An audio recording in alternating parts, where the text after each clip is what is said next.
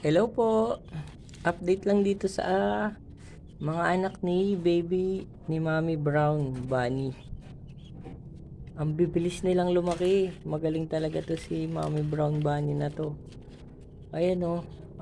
Kasi laki na rin nila kagad yung dun sa Mommy Brown and White. Halos ganito na rin kalalaki.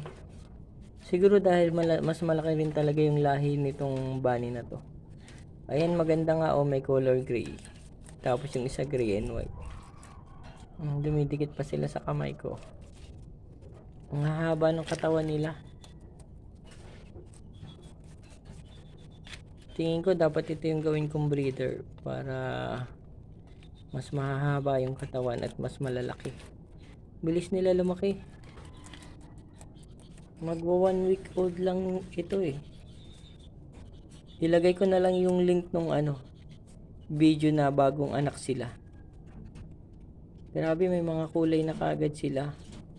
Kasi laki na sila nitong anak ng Mommy Brown. Tingnan natin yung anak ni Mommy Brown and White. Ito kasi si Pure Brown. Ayan, lipat tayo dun sa kabilang kulungan. Ito naman yung kulungan ni Mommy White and Brown.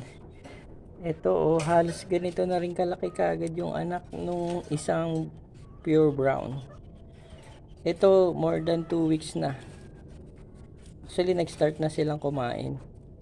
Ayun, medyo may malungkot nga rin akong balita.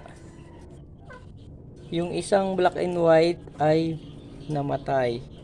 So ito bali 5 na lang yung natitirang anak niya.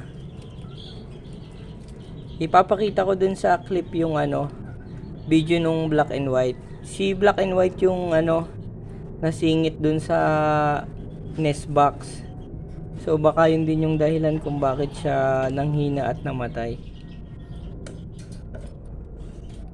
So yun, bali ang bani natin ngayon na medyo malapit ng maipamigay ay 10 na lang. 5 dito, tapos 5 dito kay Mommy Brown and White. Ayan, ito malalaki na talaga sila. Pwede na talaga to next week. Ayan. Fit na sila.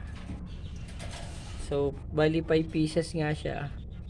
4 na white, tapos yung isa brown and white.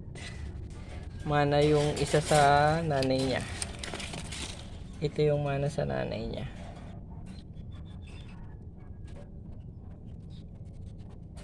Ayan yung isa oh, habol na habol sa nanay niya, dede ng dede. Ayun lang po yung update. Salamat po.